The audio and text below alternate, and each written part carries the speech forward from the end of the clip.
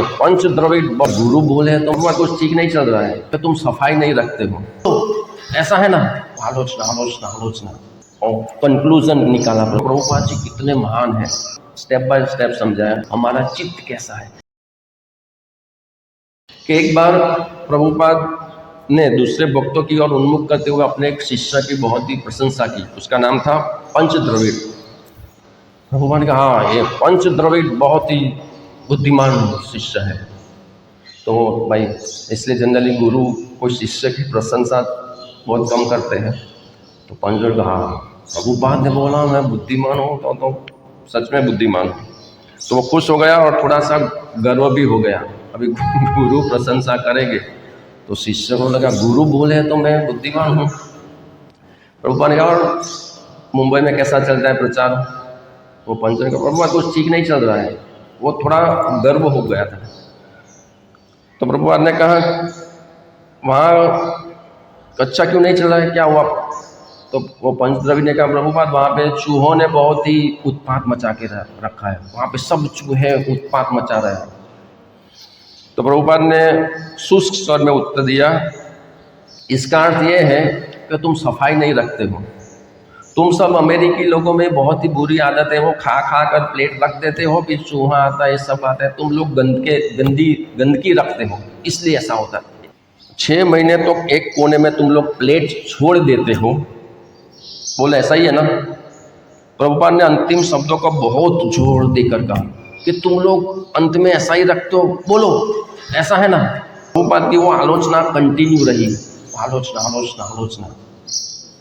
इसका अर्थ है कि तुम पूरी तरह से साफ नहीं हुए हो। स्पष्ट है कि तुम जब सही ढंग से नहीं कर रहे हो। और कंक्लूजन निकाला प्रभुपाद जी ने।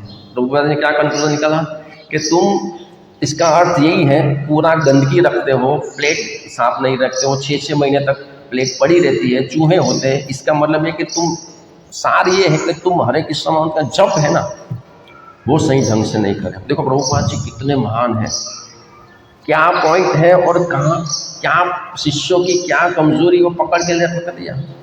प्रभुपाद ने कहा पंच द्रविड़ अस्त व्यवस्था में विरोध के स्वर में बोला जहाँ तक मैं जानता हूँ सभी भक्त वैष्णव विधि के अनुरूप जाप कर रहे हैं। अभी वो संघर्ष हो गया गुरु के साथ।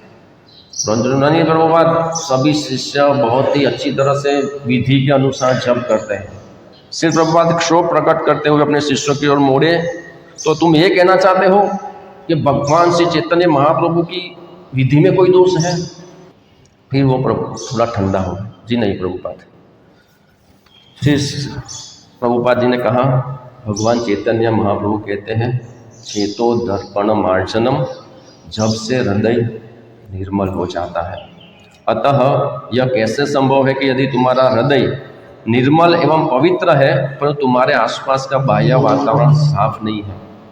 प्रभुपाद ने कहा यह कैसे संभव है, पूरा स्टेप बाय स्टेप समझाया कि चेतो दर्पण मार्जनम हो जाता है हरे कृष्ण महामंत्र से, हृदय शुद्ध हो जाता है। हृदय शुद्ध हो जाता है तो तुम्हारे आसपास गंदगी कैसे हो सकती है, नॉट पॉसिबल। प्रभुपाद का क्रोध देखकर पंच द्रविड़ के नेत्रों से आंसू बहने लगे। खतरनाक। एक शिष्य का हृदय शुद्धिकरण कर दिया प्रभुपाद ने। पंच द्रविड़ ने आगे कुछ भी नहीं कहा। उसने सोचा प्रभुपाद उसके दोष ढूंढ रहे हैं। उससे लगा कि वह बहुत अहंकार करने लग गया था। तब श्री प्रभुपाद के बम्बई मिशन की आलोचना करके उसने स्वयं को प्रभुपाद के स्तर पर लाख खड़े का अपराध किया था। अब 10 मिनट के बाद प्रभुपाद ने कहा ठीक है, ओके, सब ठीक है। गुरु जो होते हैं वो शिष्य के सेवा देखते हैं, उनकी गलतियों को नहीं। तो ये कितना इम्पोर्टेंट मैसेज है। हम लोग 20 साल से 10 साल से हरे कृष्ण महामंत्र का जप करते हो, हम सोचते हैं कि हमारा हृदय शुद्ध हो गया है। तो खाली इतना सिंपल, हमारे ऑफिस का वातावरण कैसा है, किचन कैसा है, हमारा घर कैसा है, हमारा रूम कैसा है, हमारा शरीर कैसा है, हमारा चित्त कैसा है, ये पूरी जगह पे अगर शुद्धिकरण है तब समझना चाहिए कि भाई महामंत्र ठीक हो रहा है।